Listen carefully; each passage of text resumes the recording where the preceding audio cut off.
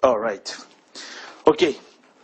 So today's lecture is about brushless DC drive.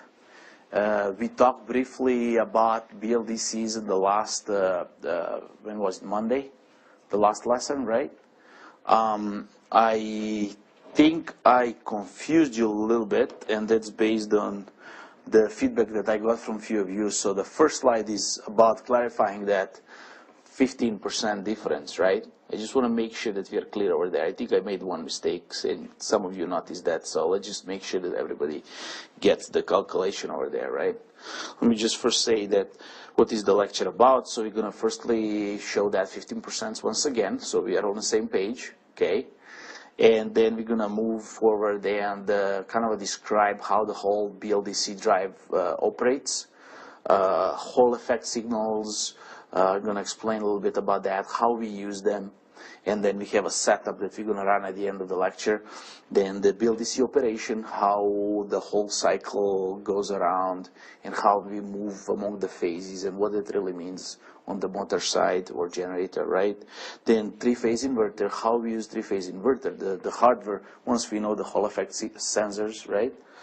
Then we're going to do PWM, just simple as is, and see how is that similar to permanent magnet DC machine. And then we're going to show the other types of BLDC, and at the end we're going to show the current control. Okay? So the first slide is just a clarification from last time. Sorry about that, my bad. I just didn't intend to confuse you, but seems like I did. This is what we had. So once again, our BLDC is trapezoidal drive, right? So we have this trapezoidal back EMF. And if this is our phase, the value of the amplitude of back EMF is EA, right? And it's over here. Don't forget, this is in time. But the amplitude is EA, and the amplitude here is IA, okay? And if we have that for each of these 6 sectors that we explained about last time, our torque, we said, was, or power actually, which is easier, was that the power in time was this times this, right, plus in time, EB in time plus, right, for all 3 phases. But we said that in one of those segments, we actually have, let's say in segment 1, our power is IA times EA plus, which is what I missed last time. I thought it's kind of easy to understand.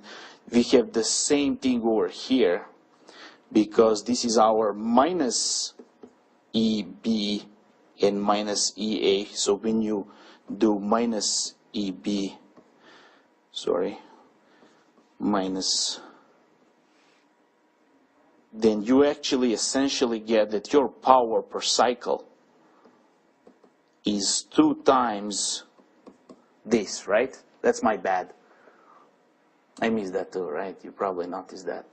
So when you now go back to the equation, and we said from this equation, what we have over here is that our IM was, you do this, then our M was 2 over square root of 3 times IP, right? And then if you want to do the power ratio between the two, right? Say the power of trap drive over the power of, how we call the other one? AC drive, right? So that will be 2 times E times I over 3, because 3 phases, and over there we had, let's say, V over square root of 2 times I, so this one is IP, this one is IM over square root of 2, and that's, once you change over here, that's how you get 115. Okay, so clarification is over here. My bad, sorry about that. I didn't take into account the negative one for the other phase. So you have 2 times E times I per cycle. And that one is always constant. And the torque is exactly the power over speed, right? Okay? So let's move on now. Sorry about that. Let's move on. So, we said that we are using BLDC machines, trap drive machines, because of 2 big things. First one is that 15% that we think we're going to get more than a synchronous if the losses are the same. Second one is it's very, very simple to use. It's very easy to use it. Once you know how to use Hall effect, it's behaving exactly as PMDC. That's what we're going to show today. So how do you use Hall effect sensors? This is pretty much, so once again, the same picture from before. Hall effect sensors are usually on the back of the motor, of the machine, of the BLDC drive, right? And what you have over here, you have a couple of wires, and I'll show that here today. You have 3 wires, AJ, B, C, and you have VCC, which is usually 5 volts and ground. So you're bringing those to your microcontroller, and pretty much what you have is this. These are the signals, right? The green ones. HA, HB, HC. And how are they positioned in respect to the phase back EMF? This is phase back EMF. Keep that in mind, because some data sheets are showing you phase back EMF, some are showing you line to line. So don't be confused that they're sometimes showing different stuff. Make sure you know what you're looking at. So if this is how your Hall effect signal look like, then how you would use it for your microcontroller logic? That's something that we're going to show today, right? So we said that we want to have our current over here, right? And to stop somewhere here. And that we want our current over here and to stop somewhere here, right? And for the C, this is where we need our current. So how are you going to use the green signal? Well, I'll tell you, it's very simple. All you need to do is to say that, you guys know Boolean logic, right? All you need to do is to say Hall A and not Hall B, right? And this is how you're going to get the current for phase A, right? And the same going to be for B, the same going to be for C. You follow the logic? So if you have those 3 inputs, Hall effects to your microcontroller, you just run a simple block that is pure Boolean logic, and that's how you're going to convert those signals into useful signals for your driver, for your MOSFET driver, right? So pretty much, once we do that, all we have is it's PMDC, right? At that point, once you do the pure Boolean logic with those 3 input Hall effect signals, then all you are dealing with is permanent magnet DC machine. That's the reason why they call it BLDC, brushless DC. So what did we have before, and this is the animation that shows, is before our PMDC had that commutator, remember that? So on our rotor we had the windings, and PM was outside, right? PM was our field winding, where armature was our rotor windings. So we had to have that commutator that is actually sort of rectifying the currents of the DC machine, right? So now all that's happening is now that we are putting magnets on rotor side, and our armature is on the stator. And we are just using pure Hall effect sensors to tell us which sector we are at, and we are just having simple DC machine. Right? Do you agree? All of you? This animation just tells you how you move from PMDC to BLDC. From now on, logic is the same as DC, once you know the Hall effect sensors, right? So, if this is your 3-phase BLDC drive, right? And over here is your, how you call it, the physical representation. So you have your winding A, B, C, and you have permanent magnets. And this is how the field looks like from the rotor side, right? This is how we're going to move counterclockwise and go through all those sectors, and at the same time, mind over here on the picture how we have to excite, which phases we have to excite in order to have the current that we are looking at, right? So this is our sector 1. So in sector 1 is said, this is phase A, this is phase B, this is phase C. And over here you see it, it's A, B, C. So pretty much we have current going this direction, right? Positive on A and negative on C. See that? And this is how the vector, the field vector looks like. So very next sector, we're just gonna excite now phase B instead of C, right? Very next one, we're gonna excite B and C, and so on and so on. And you see how we are kind of moving around counterclockwise on the machine representation, right? Right? So once you figure out, once again, that's a crucial point. Once you figure out your Hall effect sensors, that all they tell you is which sector you are at the moment, from that moment on, you're dealing with a DC machine. That's the beauty of BLDC. That's why it's so simple and everybody likes to use it for simple, robust, low-cost applications. No need to play with the sinusoidal waveforms, you know, space vector, all of that. You just don't need to do that. And it's still AC machine at the end of the day, but you just control it as a DC. Right? Cool. Any questions so far? This is very important. Once you understand this, from now on, you're going to use the same logic that you did a month ago for DC.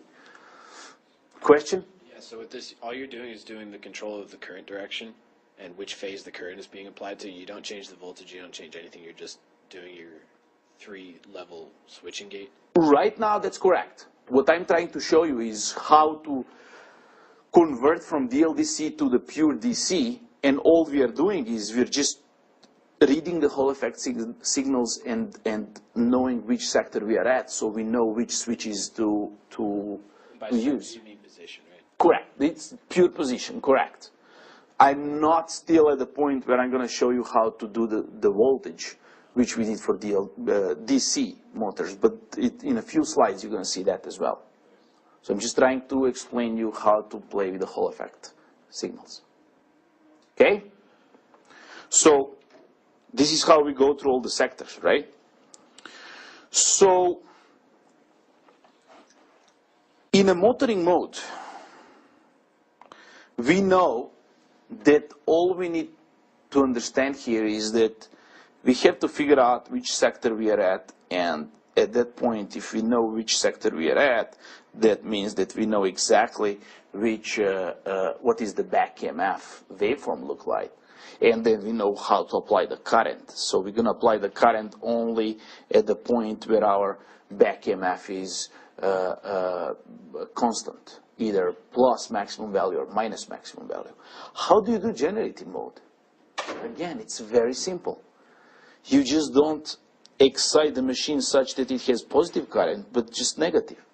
So in this case, this is the pure comparison on this graph, how you run generative mode.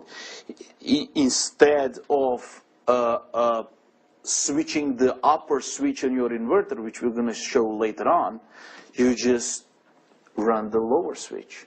And you will see on next couple of slides, how is that running your generator? How is that building your current? Which sort of we had with the choppers before. That the only difference with choppers is that we had 4 switches because that's all we need for 4-quadrant drive. Now we have 6 just because we have 6 sectors. But the logic is the same. That's where I'm getting here. Right? Understand this? And this is how you can run speed counterwise, counterclockwise. You can build up the current the way you want. Very important thing is that you know which sector you're at. Right? So, this is the hardware we all know. And this is how we're going to show it today. This is pretty much how we have it connected. So this is actually representing our motor, right? This is our BLDC, trap drive, trap machine.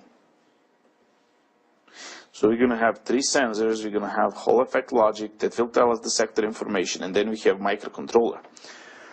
The first experiment we're going to do is microcontroller just recognizing which sector it's at, and then just firing all those switches. So it's going to pretty much convert all of this into PMDC sort of a, I don't know how to say, like machine representation. Right? That's what we're going to show. And you're going to see how the waveforms look like. Right? Then, once this is what I got from the simulation, but we're going to see that live today here on the setup. But pretty much what you're going to see is that the current waveforms, these are the phase current waveforms. This is A, right? This is A, this is B, this is C. This is how they look like. And the effect of that is that this is the torque, though. So this is torque.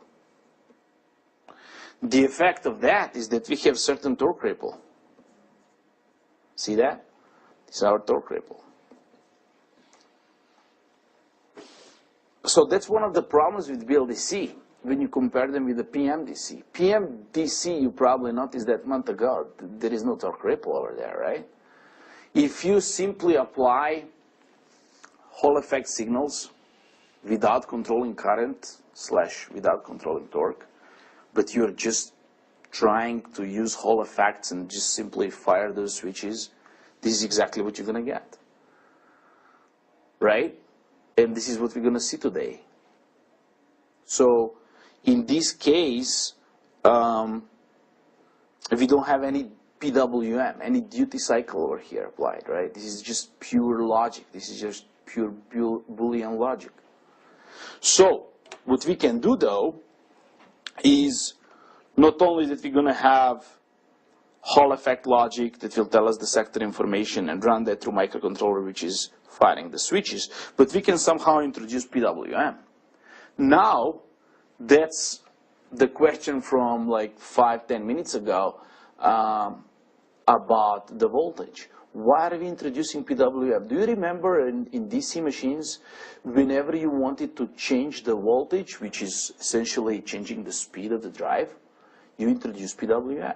So if you have power supply of, say, 100 volts that is running your PMDC, you have a speed of, say, 100 RPM. And you say, okay, what if I apply 50 volts? Well, you should be at 50 RPM. How do I apply 50 volts? Well, apply PWM, 0.5 duty cycle, right? So playing with the duty cycle from 0 to 100 gives you leverage of changing the voltage that you apply across the phases, right? Which, again, translates to speed. Same here, right? Same here. You can apply PWM, right? Did you say you had PWM, a golf cart, and... Sorry? Oh, okay. Smells like a midterm to me. Okay, good. So where I'm getting at is you can use a simple PWM control for BLDC drive as is. So you use Hall effects from here. And how are you going to introduce PWM, though? That might be a good question. So, well, you know what? The signals that you have from your microcontroller that are going to switches, just AND them with your PWM. So you just AND them, right? Simple logic. And so on and so on. Try that in your simulation. I tried it. This is pretty much what I got. So once you introduce a PWM, you can start playing with your magnitude of your current. You are playing essentially with the magnitude of the voltage, which has an effect on your current, which is affecting your torque. Here is your torque. So you will see that the torque has less ripple for a given load, of course. But this is pretty much at duty, I think 0.8, and then if you increase the duty, you have a little bit of higher torque because load was pretty high. But the waveforms are very similar to what we had before, right? Not much different. So we still have a problem of controlling the current properly, so we have that flat current that is beneath the maximum back EMF that we really want to have. Because at that point, we have zero torque ripple, right? Remember our objective? To have a constant current if possible, right? Not to have a waveform like this that is kind of going up and down. Okay? So let's see how we're going to get there. Before I go there, let me just put this.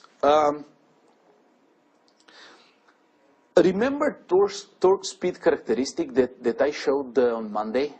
And it's pretty much the same as PMDC. We said that this is due to the thermal limit, and then this is due to the voltage limit. And then we can go left and right here in both motoring and generating mode, right? So this is pretty much how you use your PWM. Same logic as with DC machines. If you apply your PWM, lower duty cycle is going to bring you toward the y-axis, right? You are not applying as much voltage as you could. So you are limiting your torque speed characteristic. More PWM duty you apply, you're moving toward right. You're getting toward your limit of the voltage, right? And there is a catch. It's called phase advancing or field weakening, meaning if you want to speed up faster than your nominal speed is, you can, with BLDC, actually move further and start switching earlier than you regularly would with regular BLDC control, right? And that will brings you to the phase advance region over here. That is rarely used in the industry just because at that point you need more than Hall effect sensors. At that point you need encoder because you need to know precise position of the rotor. Remember, Hall effect sensors just give you 6 signals that tells you in which sector you are. So, and they are 60 electrical degrees apart, right? So if you want to advance, let's say 30 degrees, then you don't know what 30 degrees means. How are you going to figure it out? In that case, you use encoder. So that's what some of the applications in aerospace, they're using very precise encoders, and they can run these BLDCs twice, sometimes 5 times the rated speed. I just want you to be aware of that. And that technique is called field weakening. Okay? But you cannot use a simple Hall effect sensors. So this is your torque speed characteristics. This is exactly where your PWM fits in, right? See that? If you apply duty of 100, you're exactly on the slope here, on your nominal curve, right?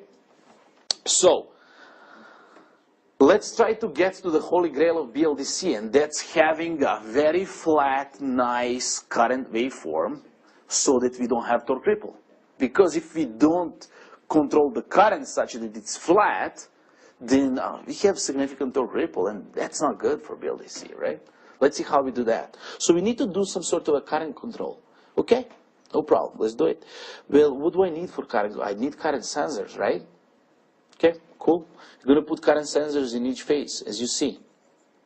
So now, not only that I have Hall effect logic that tells me the sector, no, I have 3 current sensors that are going to tell me exactly what's the current at any moment in any sector, right?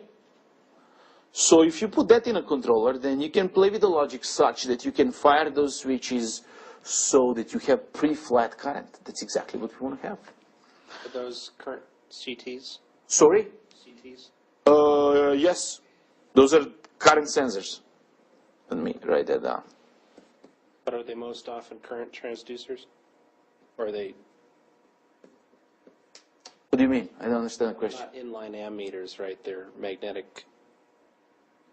Remember the very first lesson that we had, the very first presentation, I showed you a couple of those simple current sensors, and they are Hall effect based. The LEM and all of those companies. Honeywell has a bunch of those. Very simple. You're going to see them here today, so we can take a look. What's the output and how they work. But we just place 3 of those in 3 phases so that we monitor the current, right? So, if we have that and we use that information for our logic, then we can pretty much show how we build up the current in the motor so that we have pretty much constant current magnitude for the sector that we are at.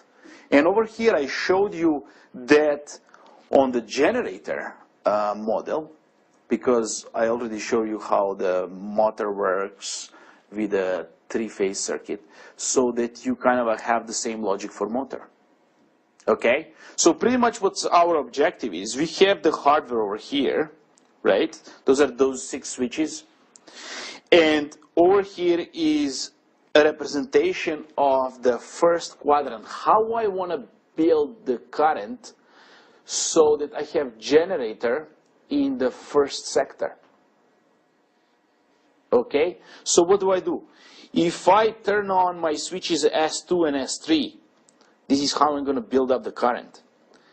And if this is my back EMF, trapezoidal waveform, this is exactly how my current is going to start rising up in a negative value, but it's going to start rising up, right? So if this is the value I want to be at, that's some I star, all I'm going to do, I'm going to switch them off. And once I switch off those S2, S3, because my machine is inductive load, right? Then the current cannot just diminish, right? It should go somewhere. So it's going to go through those diodes D1 and D4. And guess what? This is going to show on our graph. So it's going to start decreasing in a value. It's negative, though, just because I want to build a generator here, right? But the same is a motor. You just have to use different switches, right? Do you get that? So pretty much what we are trying to do is we are trying to be somewhere here with our current, and we are playing in this very narrow band so that effectively we have a constant current that is exactly beneath our constant back EMF voltage that we want to be at, right? So it's easy from there. All you do is you're just switching this, switching that, switching this, switching that. See how it's building? You want a different value? Well, not a problem. Just those S2 and S3, just don't turn them on that long. And then your current is going to be significantly less. So all you have to do is build a simple hysteresis logic in your controller that will look at the phase current and look at your reference. Are you above that? Yes. Okay. Switch them off there. Are you below that? Oh, yes. Okay, switch them on. And you have to know what to switch on and off, right? You have to know the combo of the switches. And that comes from your Hall effect sensors. That's it. You have it. Done. Boom. Got it? That's a very simple, very robust BLDC control, current hysteresis control. It's in use everywhere nowadays. Everywhere. Questions? Question? So when you switch between sectors, Yes. like the current through C is ramped up, Yes. you just turn it off. But it'll probably go through a diode. Do you still take that into account as you're ramping up A and B? That will diminish itself because it's in active phase. So like the leakage inductance is relatively small. Correct. Okay. Correct. And it will eventually diminish. It will be inactive very soon. So so it's kind of negligible. Yes. All right. Yes. All you care is what is the sector you're at and what are the phases you're using. There are only 2 active. One is always inactive. So when you switch from that sector to another, then one of the 2 phases that were active is now inactive, but the current will diminish over there itself.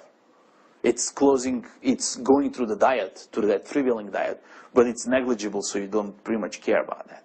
There are some control strategies that even take that into account, and they even bring that current right away down, but that's beyond the course right now. There are a lot of different control strategies for BLDC, but I want you to understand the basic one.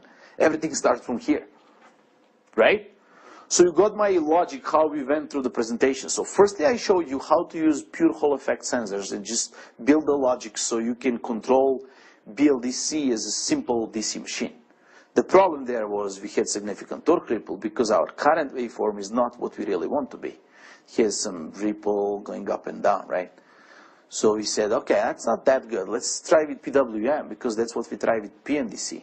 So we applied PWM, helped a little bit, but not in the whole operating range, and it depends on the load. So we said, ooh, okay, I can use PWM, but that's not the performance I'm looking for. I'm looking for a flat current. Okay, this is how you build flat current. Right? Clear? Awesome. Thank you. Good. So I did the simulation, of course, and this is what we're going to show you today, but this is pretty much how the current waveform for phases A, B, and C looks like. So this is, let's say, phase A, phase B, phase C. You probably see the gap over here, and that gap will always be there, and it depends on the inductance of your machine. Smaller the inductance, smaller the gap. Why is it there? Because once you keep in mind, there is certain time over here that once you start building up your current, you cannot build it instantaneously just because there is inductance there. Remember that RL circuit from like second, third lecture? So higher the L, longer the time to build up the current. And also depends on the magnitude. Higher the current magnitude, gonna take longer time to get there. But this is essentially what you have, and guess what? You have it flat. You still see the kind of a band over here, the small ripple. You can control that.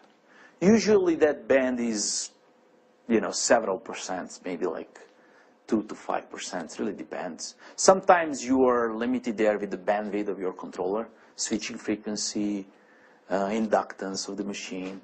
But essentially, you build the whole hysteresis current control and then you tweak it with specific machine, make sure that performance is there. Okay? So we'll see that today. This is pretty much how you can do exactly the same hysteresis control. You can have those hysteresis regulators outside your microcontroller. That's another option. You can have them on hardware. So you can really be flexible and either use them inside your controller and build like the script or the code, like if my reference is higher than, measured, then the switch is off. You can build a hysteresis loop inside, or you can just put an op-amps outside your controller and have it more robust. That way you don't depend on the bandwidth of the controller, right? It's instantaneous. So your band is significantly smaller. But you're losing flexibility to change the band if you need to tweak it. So it's really the drawback of what is the required performance of your drive, right? And then how you would put the speed loop? Well, no problem. You just put a reference speed. You get the speed from your Hall effect sensors. I mean, it's not really instantaneous speed. You're reading that speed every sector pretty much. Whenever you change the sector, you can measure the time between the changes in a sector, and that's your speed. And then you have that loop, and then you put it through PI, and then you run the reference current to your controller. You're good to go. This is your speed BLDC drive. It's very easy to build it. That's why everybody's doing it. No need for space vector for 3 phases, no need for DQ, although that will be on Monday. But these drives are very robust and very low cost, easy to build. Okay? Right now, we have plenty of time, so we definitely want to show you the experiment, the test setup, where we want to show you the waveforms and make sure that you're familiar with whatever I showed over here, and you understand how everything looks like, so you can actually build it yourself whenever you want. Okay? Any questions so far before we dive into experiment? Question there? What are some of the operating frequencies for the microcontrollers that are used, like in this BLDC control? You mean switching frequencies or? Like clock frequencies. Oh, clock frequencies. You Well, have to do the calculations and then all these different things. Peter. well, honestly, usually they're like from 20 to 70 megahertz clock. And if you're using ARM, we are using here ARM that is 72 megahertz clock, right, Yusuf?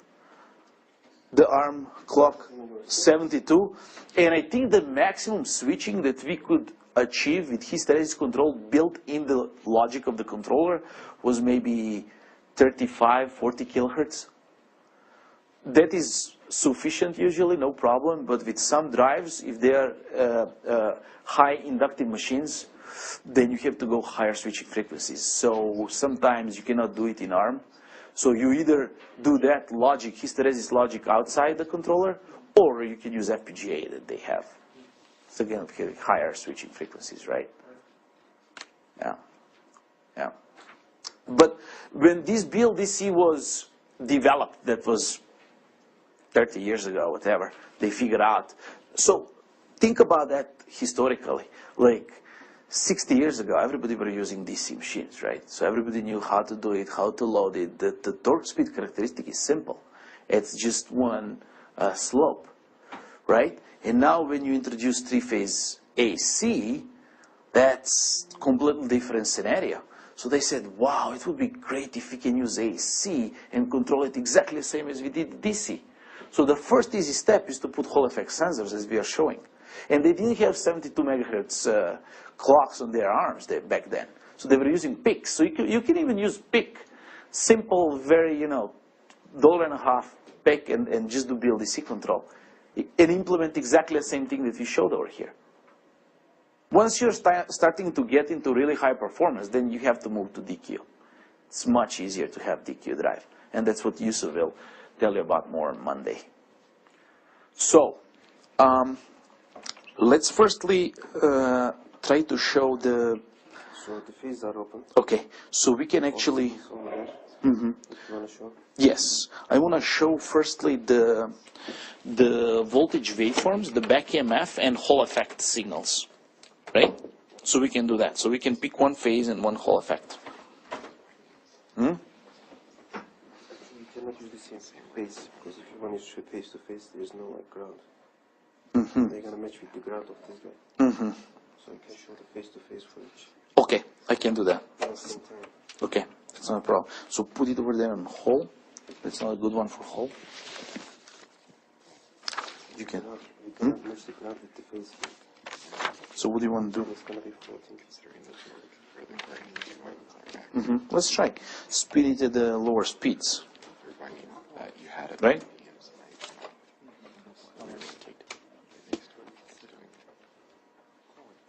So, I was thinking.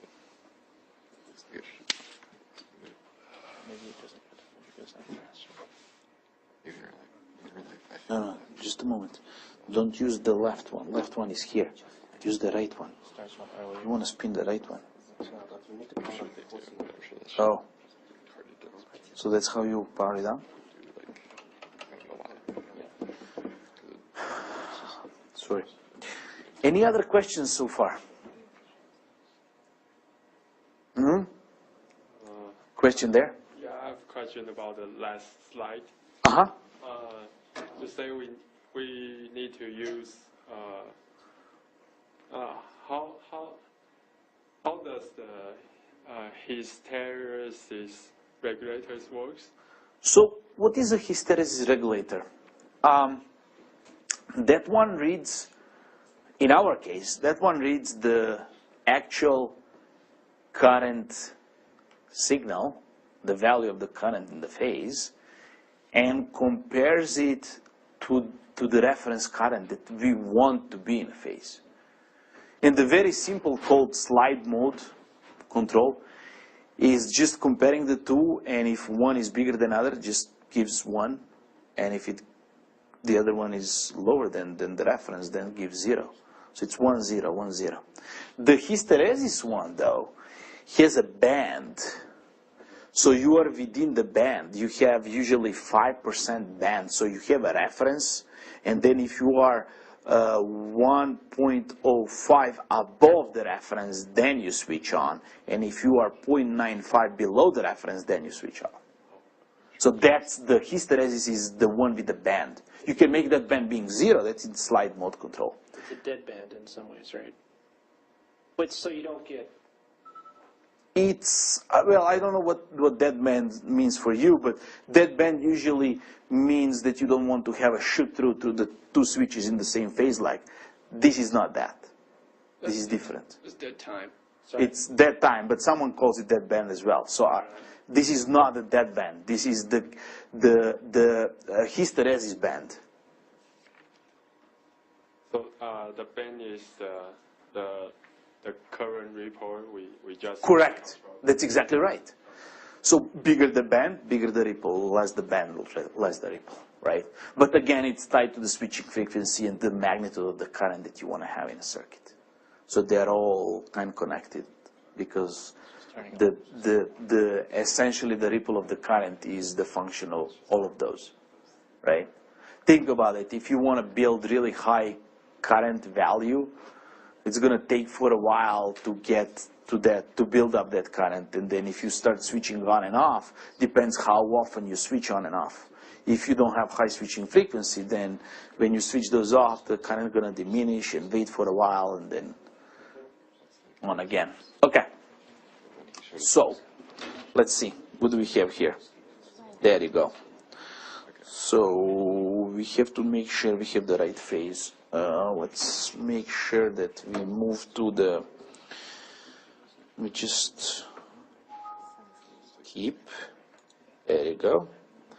And now, let's see the camera here, right? There you go. Do you see the camera properly? Good. Okay, good enough. So, we'll just make sure that we are looking at the right phase, Yusuf.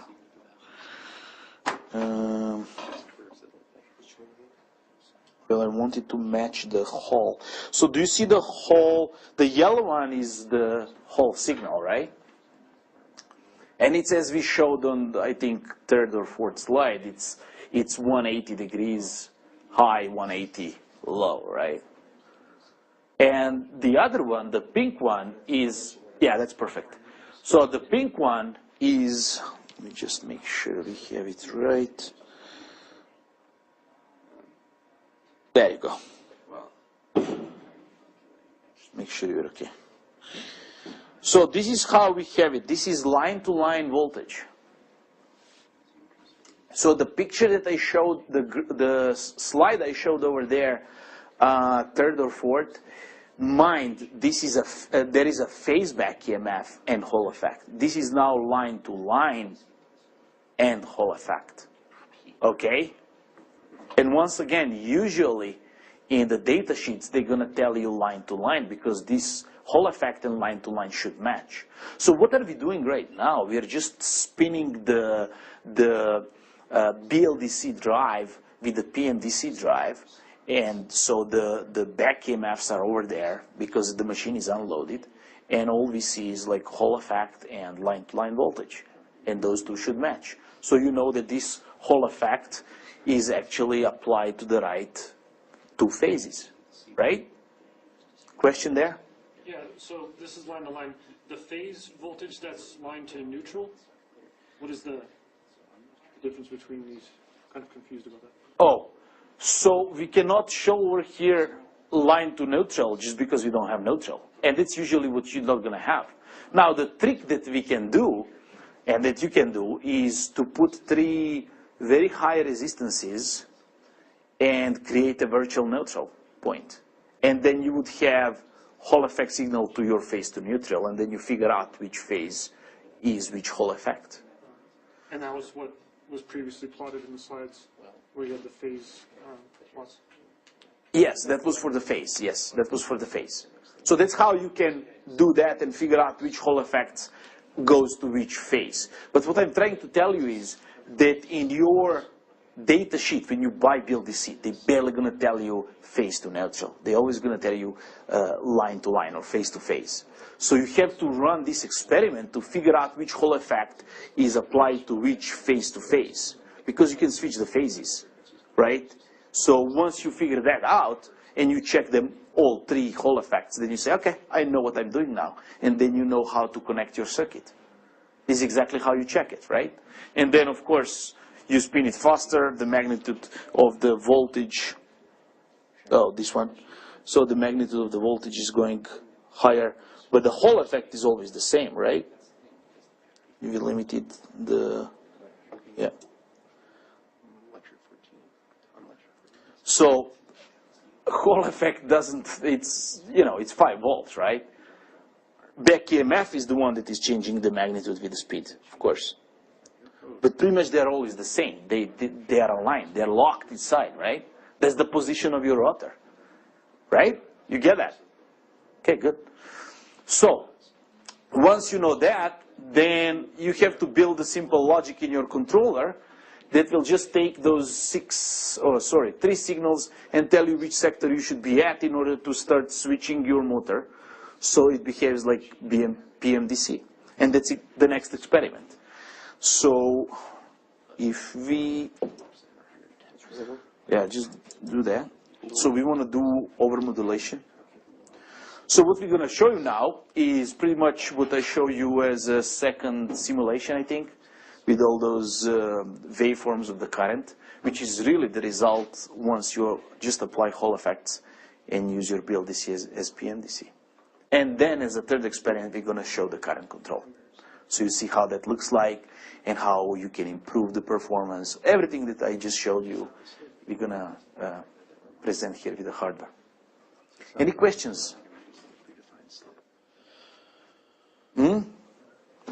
Has anybody worked with BLDCs before? No. Okay. Okay.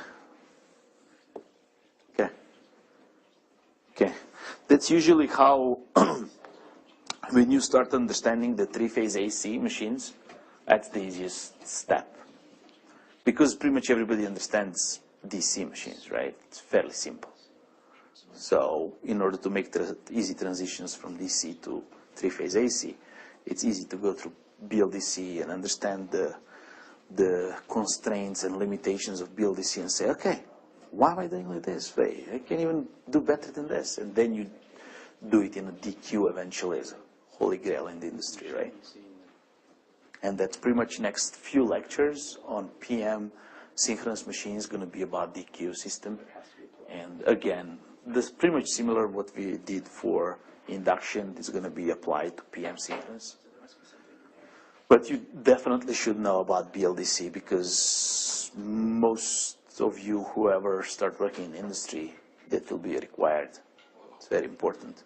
All those hobby projects where you're building the electric bikes, scooters, they're all using BLDC. They're all using BLDC. Why? Because it's only 3 wires for Hall effect sensors. You will see for PM synchronous, you have to know the position of the rotor. If you are off, you feel it. The torque is really going all around the place.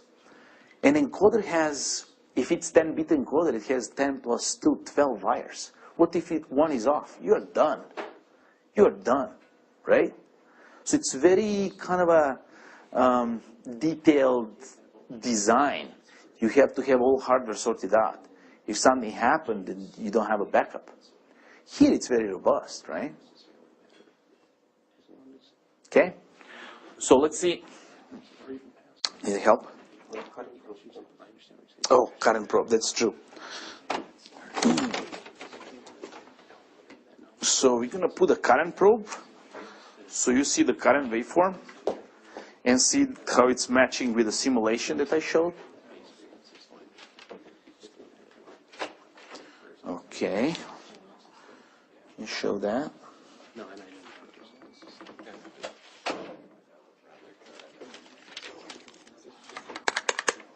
So I can put it on any of the phases, huh? Phase A. Oh. Okay. Okay. Try to spin it. 这块儿为什么这是平的？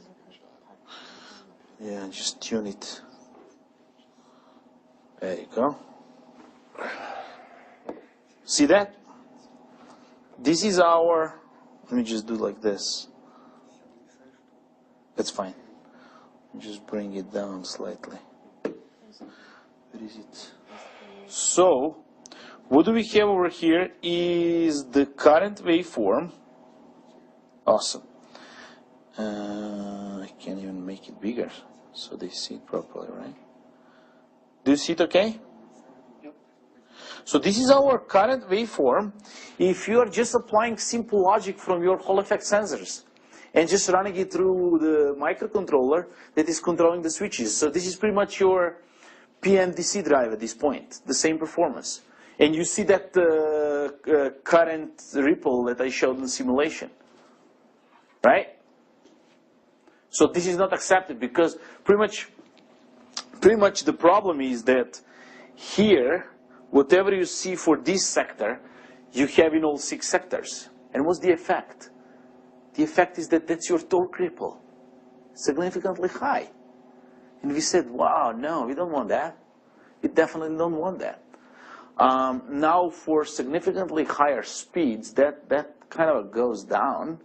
So there are still some applications where this is just used without any current control, and those are the CD drives.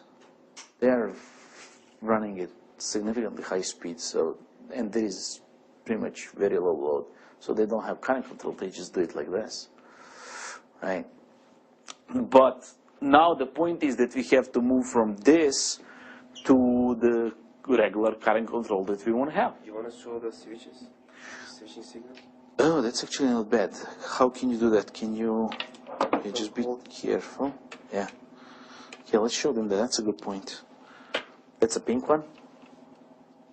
Okay. Okay, good.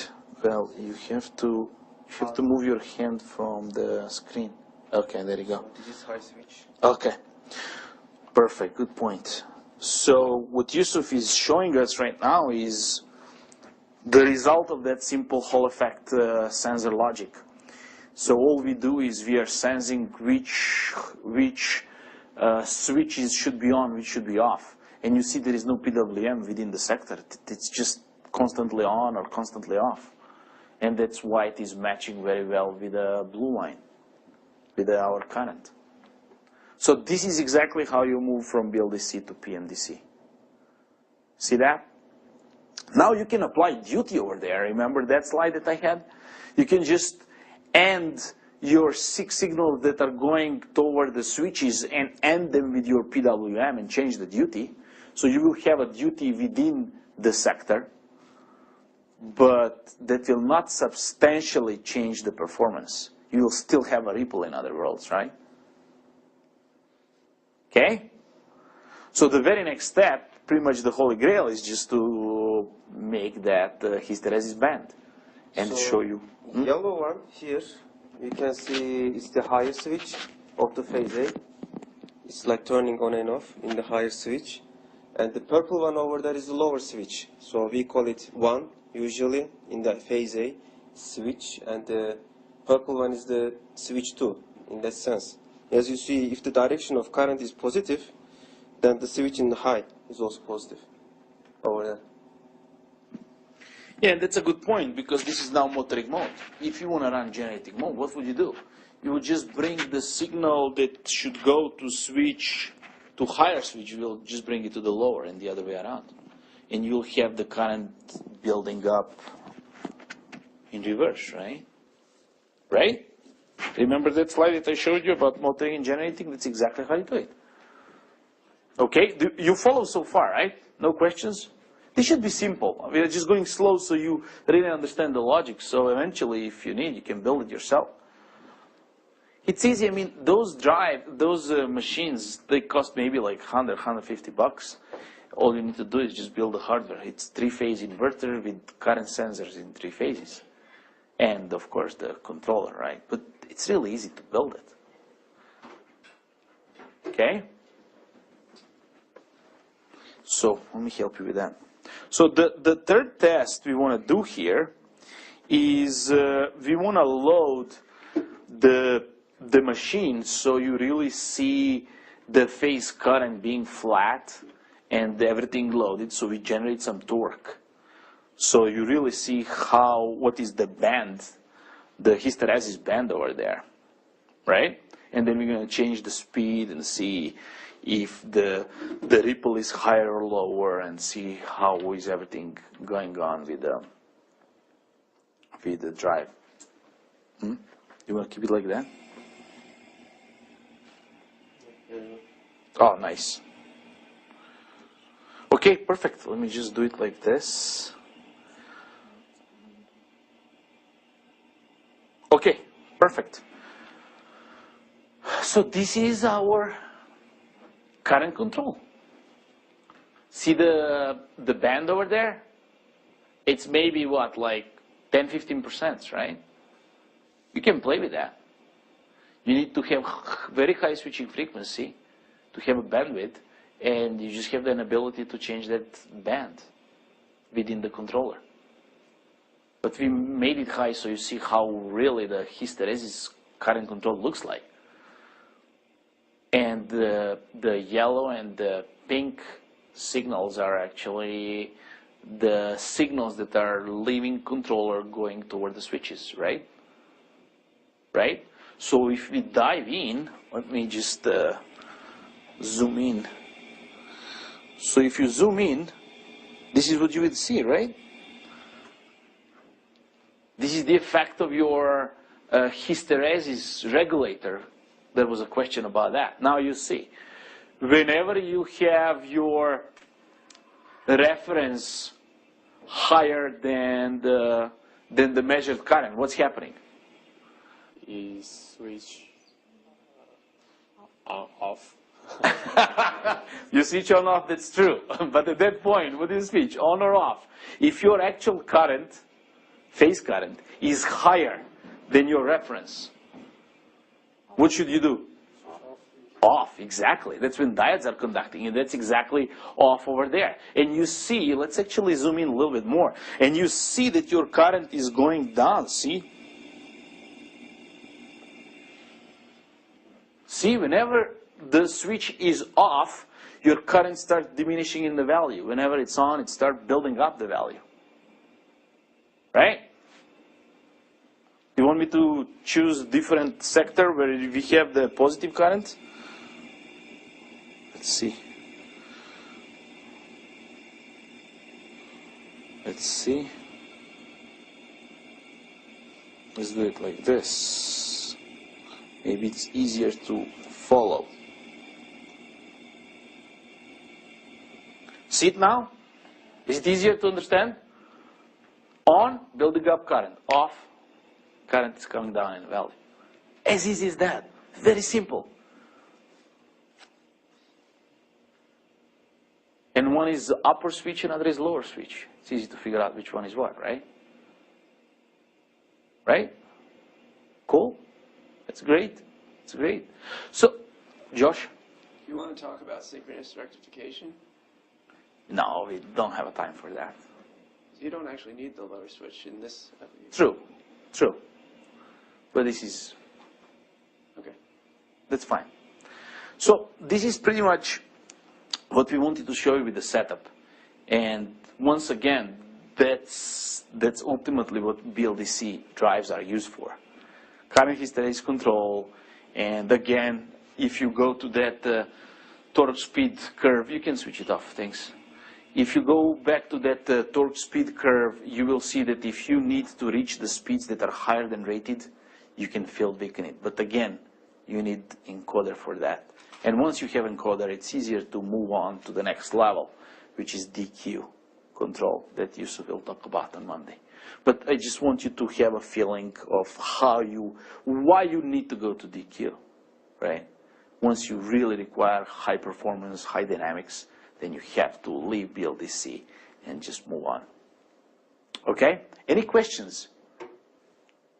So phase weakening would be you're shifting the pulse width the time when you're turning the switches on outside of the Sector. armature current, voltage, the EA.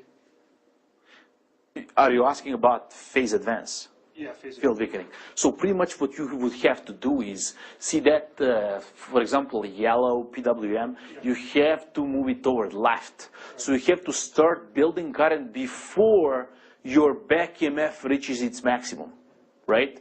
It's trapezoidal, so it starts, so rising up until it reaches its maximum. So you have to build up the current before that, ahead the curve. And that's how you essentially, you saw that on that torque speed graph. You essentially don't have high torque capability, but you can increase the speed significantly.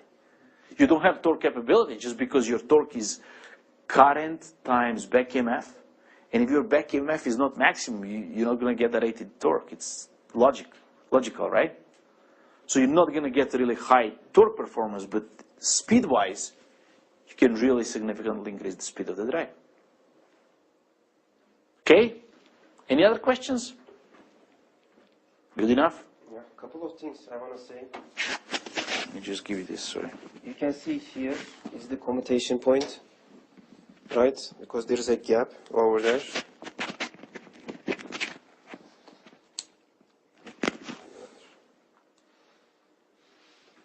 So at this point here, you can see there is a gap. This is mainly because of the commutation. This is phase A current, of course, but the phase A current is shared between B and C.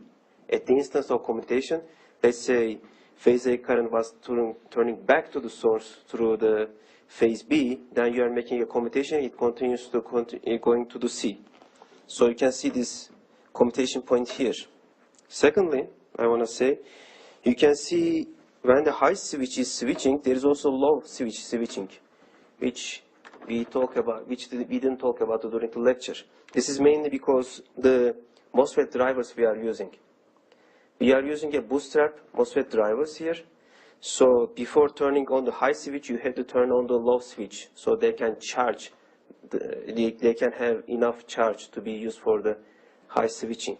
You can, if you look at the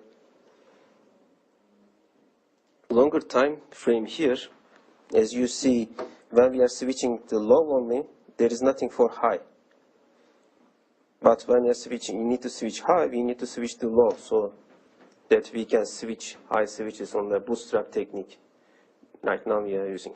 So, not to confuse here, I would like to say. Yep. Okay, any questions? Okay, cool, simple. Thank you.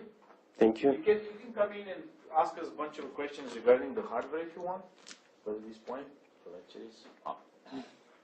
Thanks. Okay.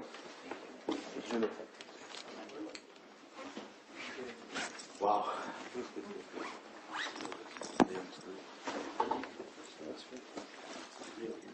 So if anybody wants to see the hardware, you can come, ask questions.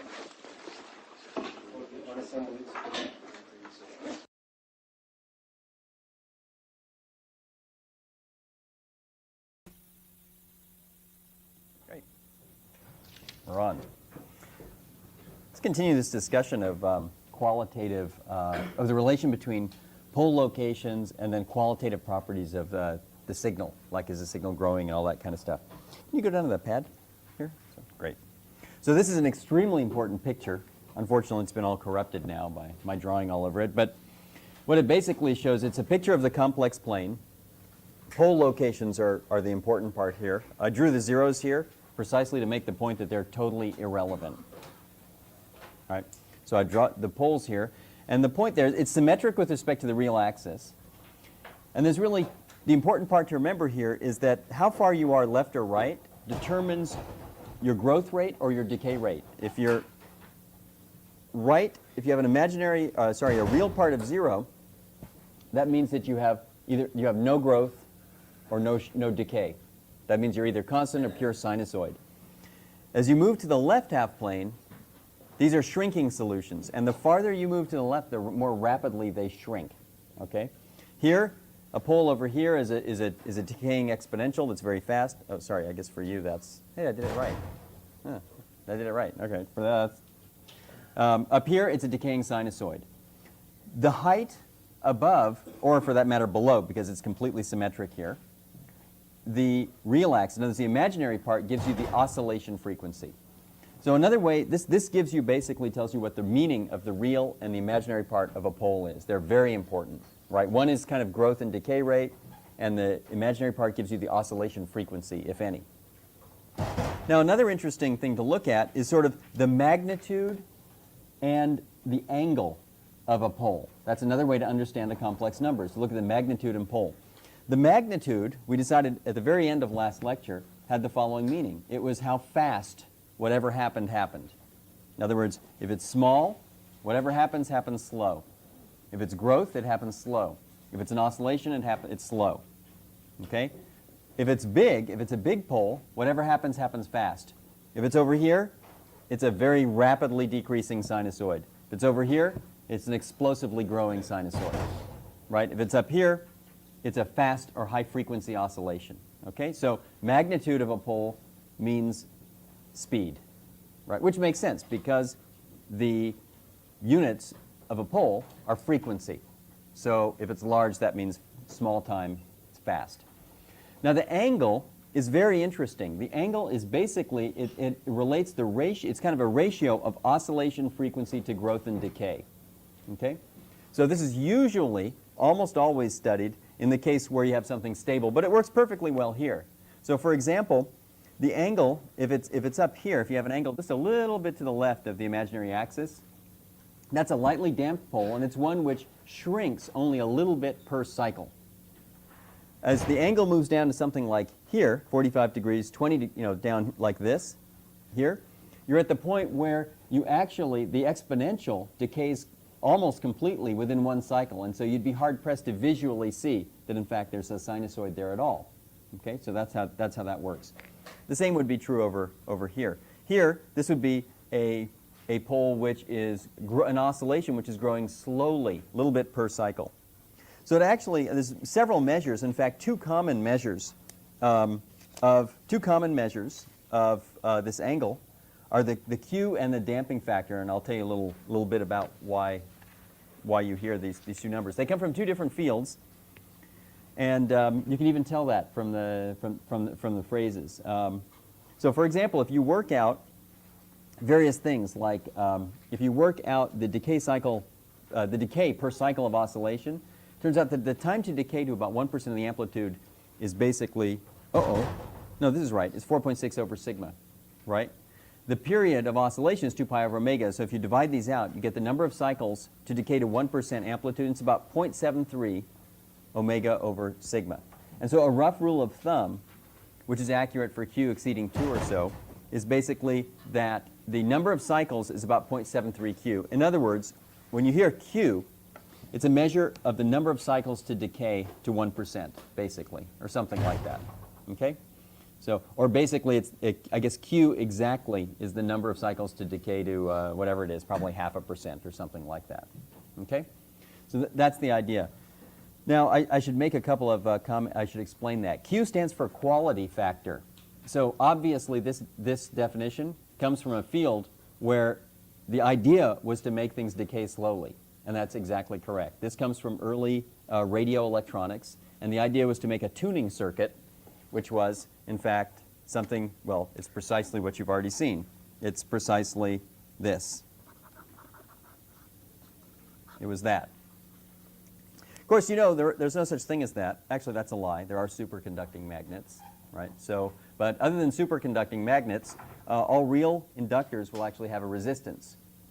Okay? And that says that this, which would have been a perfect oscillator, now actually decays. And so you refer to the Q of an LC combination as the Q achieved here, right? And the idea is to make the R very low. So in the early days of radio and tuning circuits, that would be called a very high-quality inductor, and then so that meant Q is high. And what that meant was that if you looked on an oscilloscope at the signal, the voltage here, it would be falling off at some rate. Okay. So that was a field where to make something resonant, or low damping is what you want, because you wanted this to oscillate for a long time. Damping factor is the other way around. It actually comes from a field called automatic control that we'll look at later. It also comes from mechanical engineering. And there it was good, right? To be in a building, if the building dynamics has a high Q, this is not fun.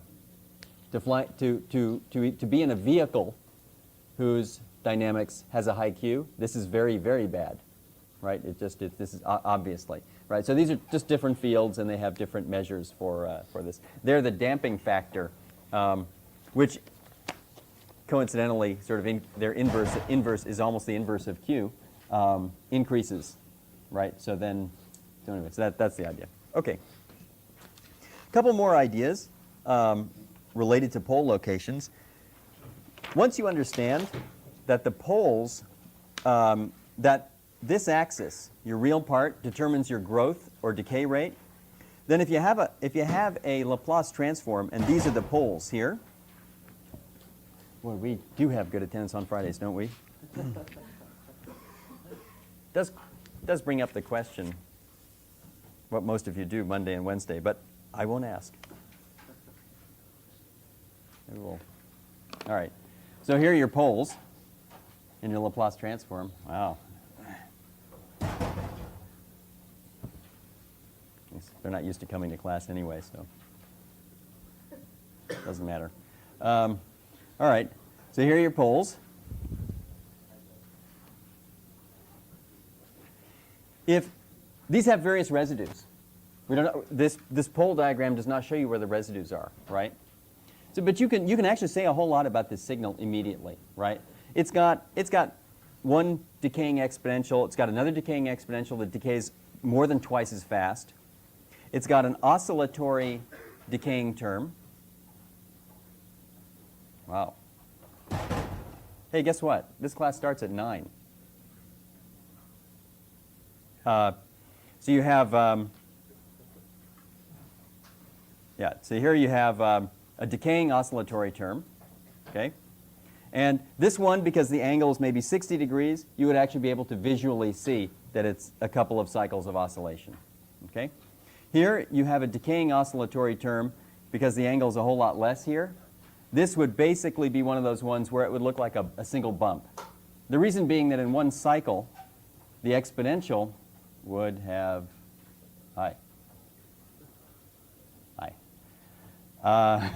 say, let's have an announcement here on the quizzes. Basically, the class starts at 9. So if you're gonna make a guest appearance on Fridays, I would like to request that you come at 9, okay, and not 8:50. That's also actually you can come at 8:50. At least then you're not disrupting the class, right? So if you come between 9 and 9:10 on Friday, it actually kind of disrupts the class, or at least for me anyway. So, okay.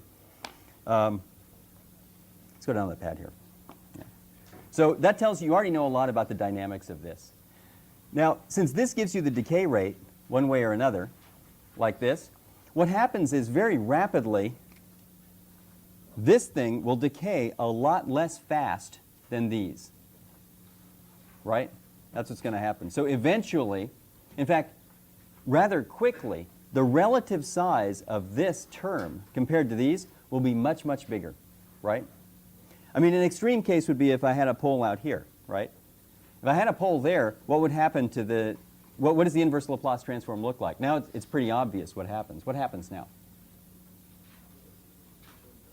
What's that? Well, there's an exponential term that's growing, and all the others are shrinking. They're doing various things, but they're shrinking. So the point is, it won't be long before these are totally negligible, and all you see is a growing exponential.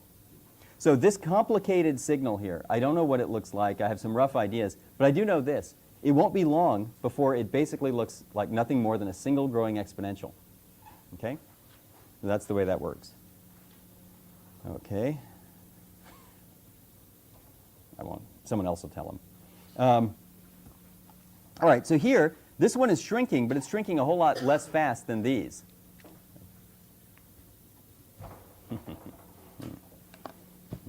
Focusing on me, huh? Expect me to say something? Let's go back down to the pad, please. Thanks. I'm not going to say anything. Okay, all right. So in general, when you have a pole constellation like this, the poles that are to the farthest to the right are the ones that dominate for large time. Even for quick, it's remarkably fast how short it takes before the ones that are to the farthest right dominate. Those are called the dominant poles. So for example, in this one, this is called the dominant pole, and this part here gives you the decay rate of the signal, right? So this is actually an extremely important idea. What it does basically is it says if you, for example, if you have the dynamics of a building and you work it out, it would not be unusual for the solution to involve, a standard analysis would involve several hundred poles. Several hundred poles would be a reasonable dynamic model of a building. Fine. So how on earth do you understand, do you understand what the building does in response to, for example, an earthquake, right? Well, it's difficult. You can simulate a bunch of things. But if you want to know a rough thing like, well, how long, once an earthquake has stopped shaking, how long does it take? How long does it take before the building settles back down? The answer is very, very simple. It's dependent on the dominant poles. And in fact, typically, there will be 2 or 3 of them, something like that. For a building, might look something like that. And these are called the dominant poles. Okay, so that does it. Or another example is to go to another extreme, which is electronics and different time scale and everything. If you want to know how fast can you clock an integrated circuit, it's going to depend on the delay in the wires. And the delay in the wires will be well modeled by a 50 or 100 pole Laplace transform.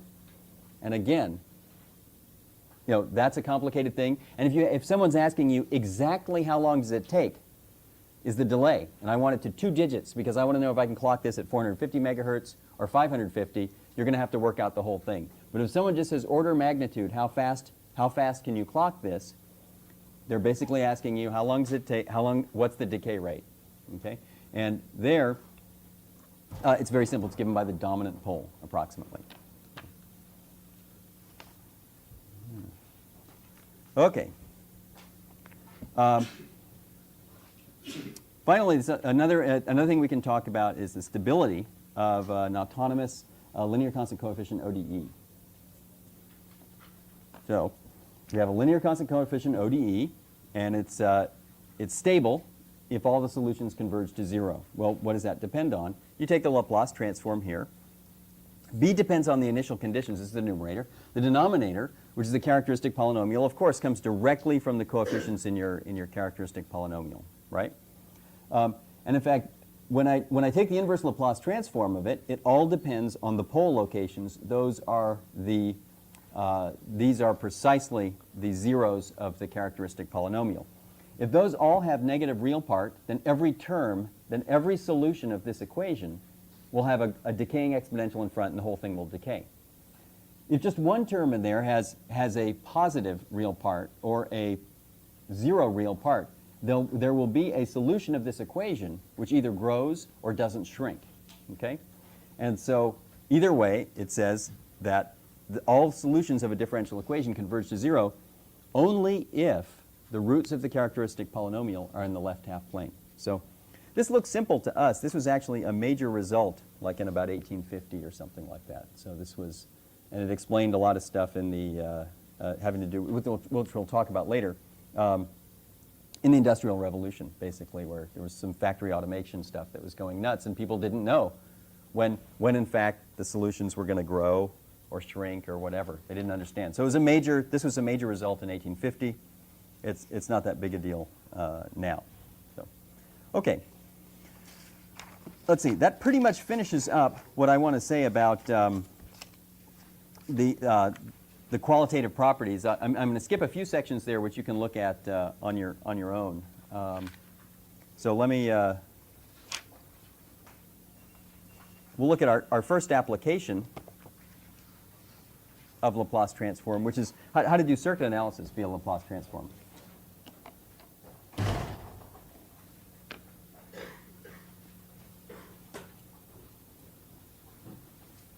Okay. So the basic idea, let's just start with an example here. And we'll tie this together with, we'll be able to tie this together to what you know from 101 and sinusoidal steady state analysis. So here's a simple circuit. This is actually something I guess you probably looked at in 101, except that would be under the case when U is either constant or 0 or something like that. Then it's an LR circuit. It's a first order circuit. Well, this circuit is described by this simple differential equation here. And the units don't work out here, I think. Oh, no, the units work out here. This is fine. I was going to say, that's fine. So I have minus U plus Li prime plus Y is 0. It's a differential equation. And if we take the Laplace transform of the differential equation describing this, we get this. We just take the Laplace transform here term by term. This is due to the initial inductor current, right? The S, that's indicative of a derivative. That's your I prime here, and so on. Anyway, so this, of course, converts your differential equation into an algebraic equation, which you solve. So you solve, and you get, you just work out, it's just algebra. You get the Laplace transform of Y, that's the output voltage across a resistor, is 1 over 1 plus SL over RU plus L over 1 plus SL over R, I of 0. Fine. We take inverse Laplace transforms. This is easy because that's a constant, so this is just an exponential. In fact, this is this thing which you saw in 101. It's the response due to the initial condition. Now here it's the inverse Laplace transform of a product of things. 1 over 1 plus SL over R and U. U is not a constant. The inverse Laplace transform of a product is the convolution of the two signals. And so, in the time domain, you end up with this. Y of t it's a convolution of 1 over capital T to the minus t over t, U of t minus tau d tau. So that's a convolution plus this term. Now, first of all, that's kind of interesting. It's what it basically says is that's an analytical expression for the solution of this. This is a very, very simple circuit. And one thing you can notice right away is that the solution of that circuit, the explicit solution of the circuit, is pretty complicated. In other words, if you hadn't already seen this 1 or 2 times, you'd have to admit it's pretty complicated. Anyway, it's going to get a lot worse, right, when you have like 10 elements in a circuit, 20, this kind of thing. Okay. So this is the explicit solution of that circuit. It's also interesting to look at the different bits and pieces. Here are the different. Let's look at the different bits and pieces. This second term here, that corresponds to the solution if the input source were 0. Okay, that's what that term is. That's what this is. That's your 101 term. Okay. Now the second term, this first term, which is a convolution. That corresponds to what the solution of the circuit would be if the circuit had 0 initial conditions. In other words, if the inductor initially had no current, you would get this term would go away and you'd get this. Okay? And it's a convolution of your input source with a certain function. It's 1 over capital T e to the minus t over capital T. Okay? So, in other words, it says that one way to understand what the voltage here is it's a sum of 2 things. It is a sum of what would happen if this U were 0, meaning this is shorted. That's a 101 type solution. Plus, what you would get if the initial current were zero. And what you get is very interesting. It says that this voltage across this resistor is a convolution of this voltage with a certain function. Okay? So here's actually your first specific look at a convolution system. Here it is. What you're going to quickly find out is, in fact, that convolution systems are all around you. Right? They're essentially every linear circuit, every linear mechanical system, lots and lots of fields. There's convolutions around. Okay, so what we're going to find out is that this was a simple example, but these properties are going to hold for circuits with 500 elements in them. They're going to hold for mechanical systems. They're going to hold for electromechanical systems. All sorts of systems are going to satisfy this. And so basically, there's 2 parts of a solution. There's kind of this natural or autonomous response when the sources are off, and that does something. We don't know what it is. And then there'll be another part, which is a convolution. And so that's it with sources. So let's go from extremely concrete to extremely abstract. So we're going to analyze all LRC circuits. Okay? So we have a circuit, and it's got N nodes and B branches, and it contains independent sources like voltage and current, well, voltage and current sources, and it's got linear elements. So these are, for example, resistors, op-amps, dependent sources, and so on, inductors and capacitors. Okay? So this includes a huge, vast number of circuits, right? Now, what are the equations that describe a circuit like that? Well, you remember from 101, and I don't know, did you do things like the reduced node incidence matrix and stuff like that? Okay, so one way to say it is to form this matrix A, which is the reduced node incidence matrix, and it basically is the wiring diagram of the circuit.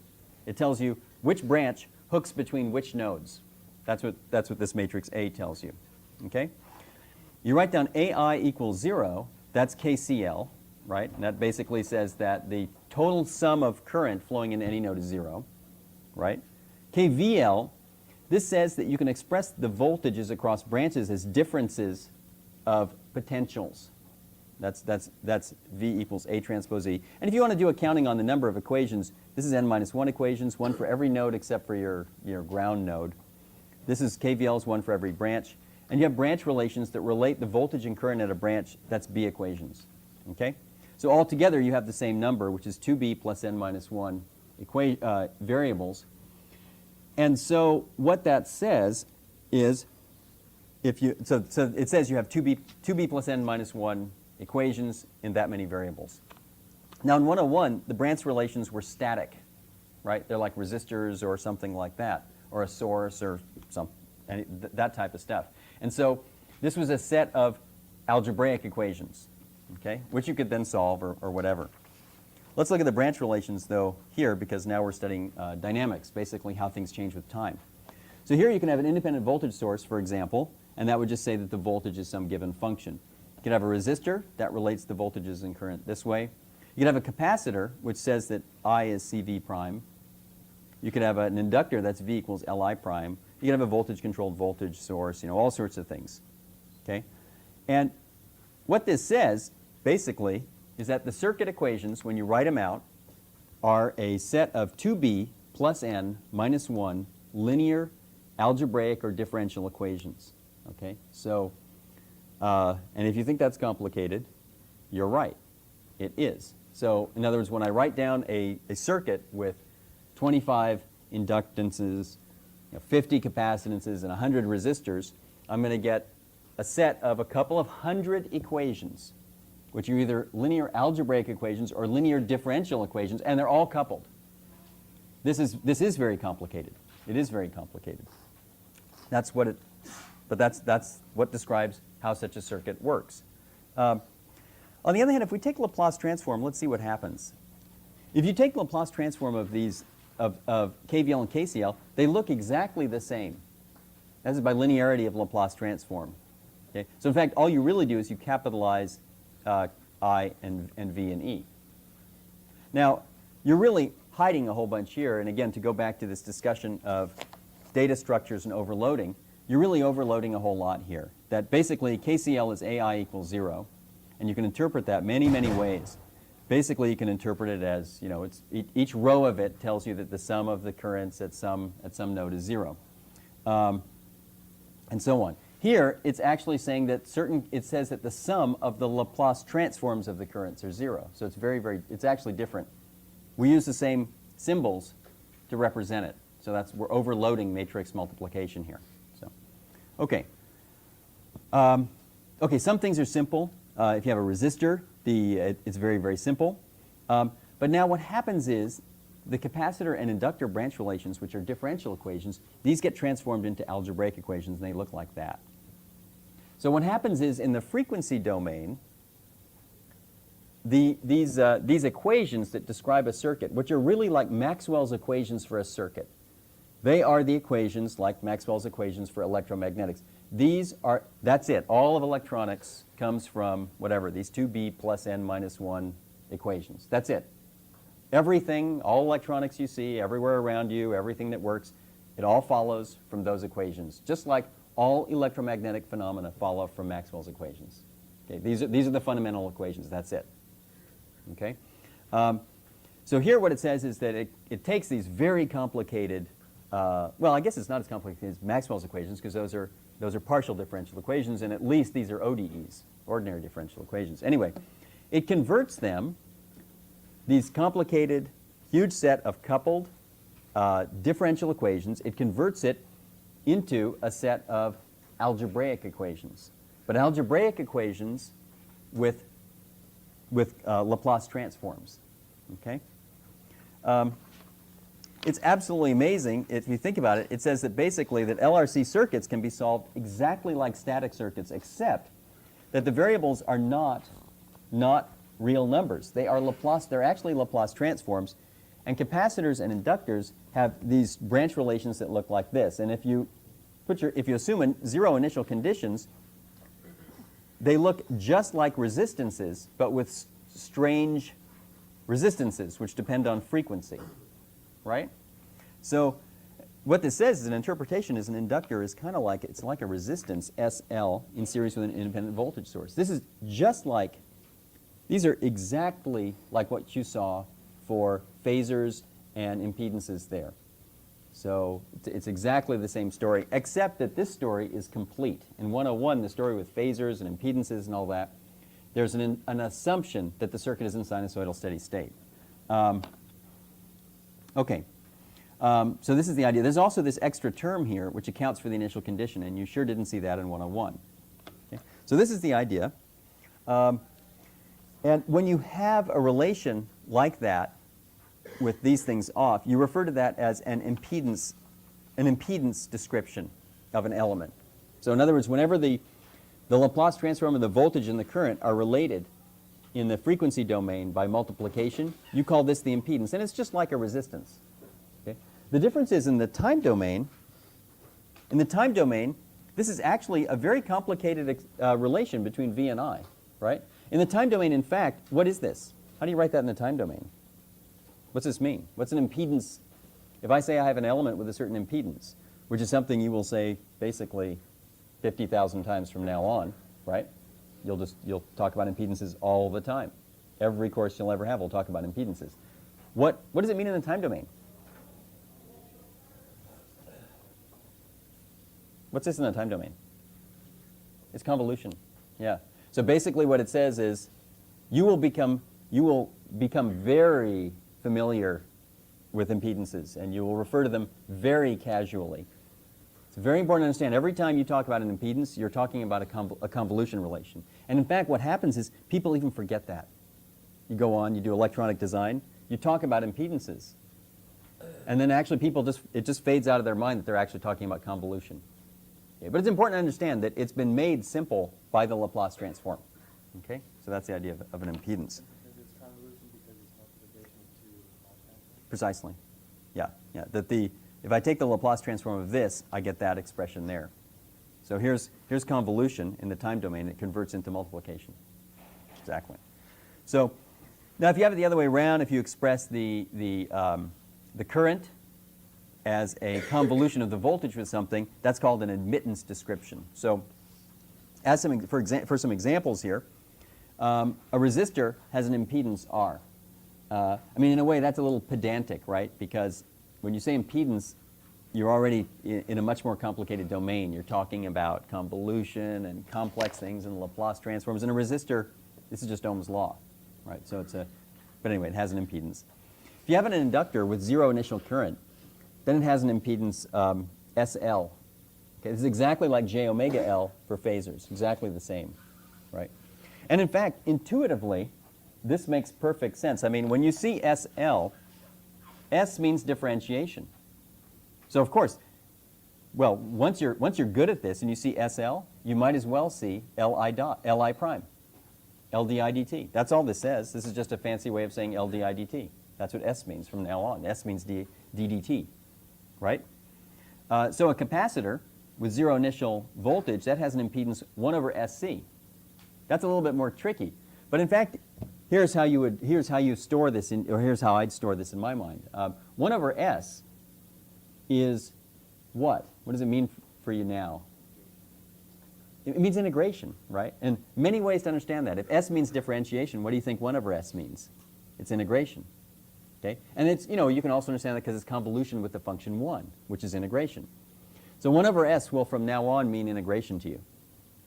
Okay? So this says something like that the voltage is something like an integration of the current.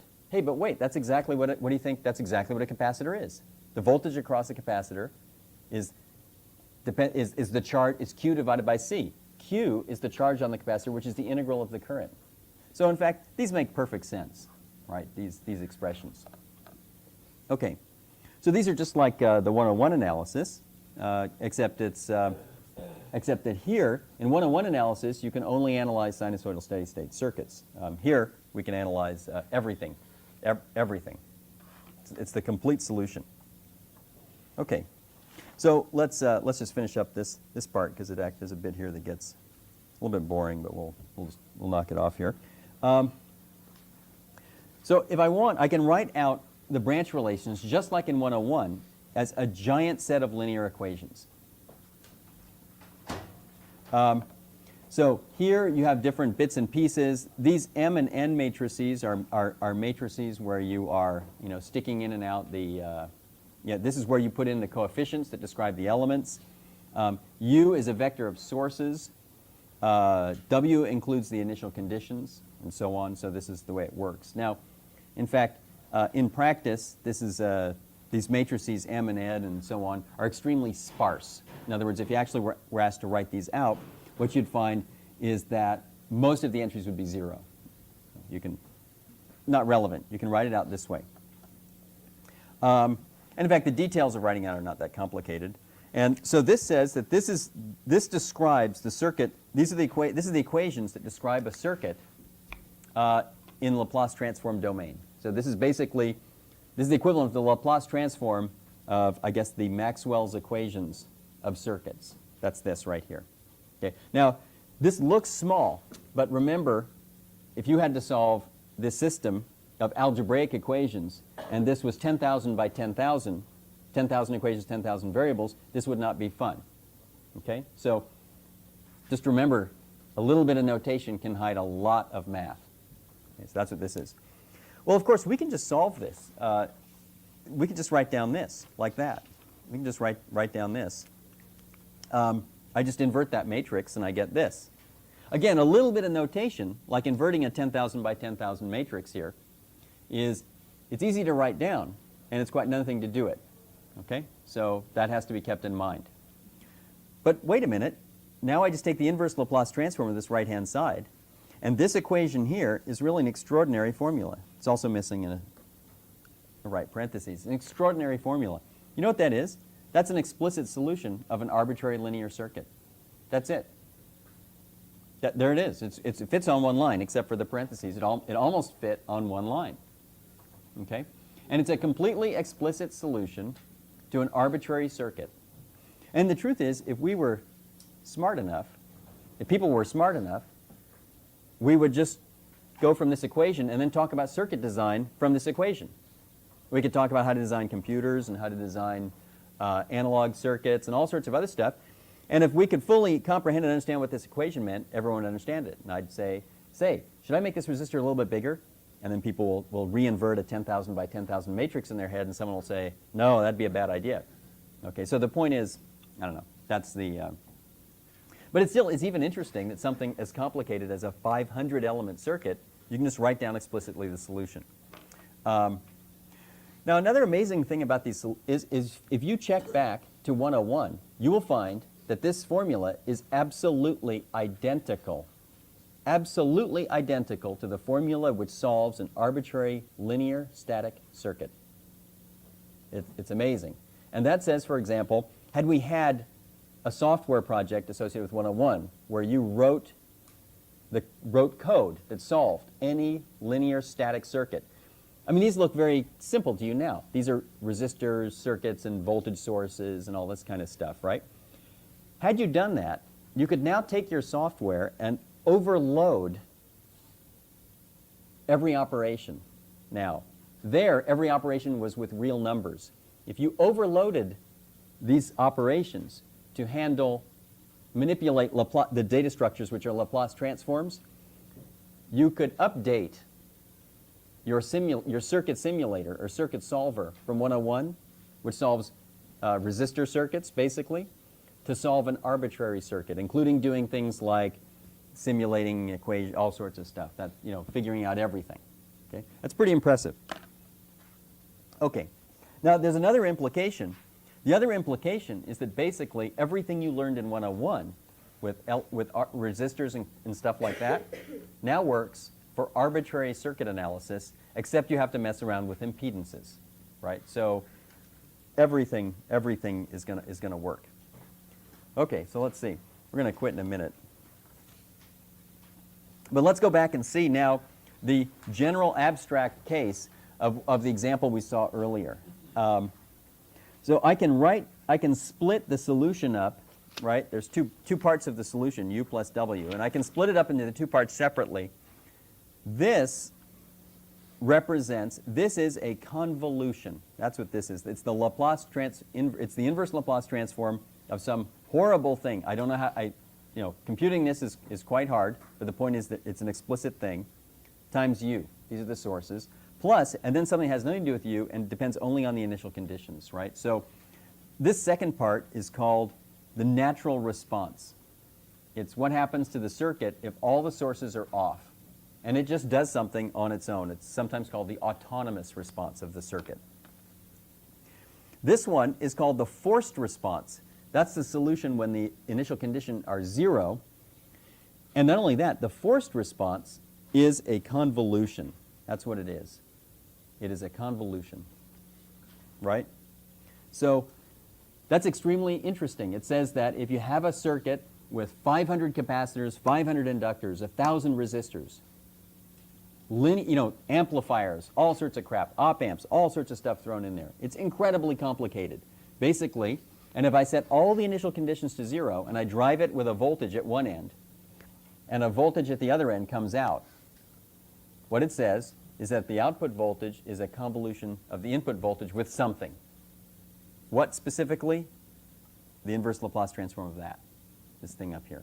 So we'll look at that. So it's actually pretty amazing. Okay, it's actually quiz time. Let me make an announcement. I should have waited to do this, which is, my opinion is that, well, for me, it's extremely disruptive to have people coming into the class basically every 30 seconds from 9 until 9:40. So maybe the right thing to do is to have the quiz at the beginning of class. Then those people who are going to go back to sleep can just leave, and we can have the class undisrupted. So I don't know what we'll do. We'll figure out what we're going to do for next Friday we have our midterm, so we have a while to figure this out. You're welcome to come late to the midterm. That's fine with me. In fact, I'd recommend it. Yeah, so we'll figure out when we do quizzes again, we're going to figure, but the two solutions are either that everyone comes in at 9, right, or that we have the quiz at the beginning of the class or something like that, and then you just leave. These are the two choices. Okay, have fun with your quiz.